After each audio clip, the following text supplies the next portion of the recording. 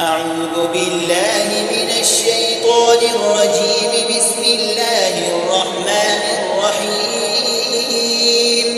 ما ننسخ من آية أو ننسها نأت بخير منها أو مثلها. ألم تعلم أن الله على كل شيء قدير.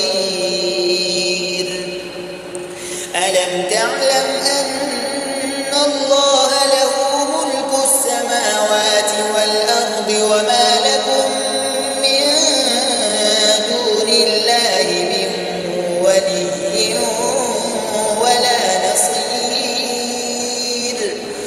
أم تريدون أن تسألوا رسولكم كما سئل موسى من قبل ومن يتبدل الكفر بالإيمان فقد ضل سواء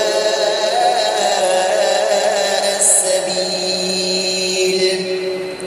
ود كثير من أهل الكتاب لو يردونكم من بعد إيمانكم كفارا حسدا من عند أنفسهم من بعد ما تبين لهم الحق فاعفوا واصفحوا حتى يأتي الله بأمره إن الله على كل شيء قدير.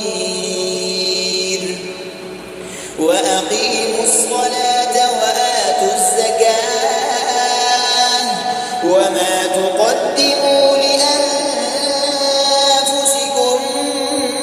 من خير تجدوه عند الله إن الله بما تعملون بصير.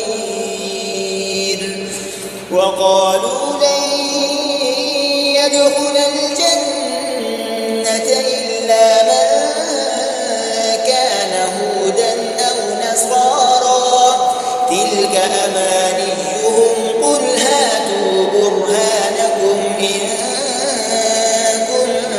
كنتم صادقين.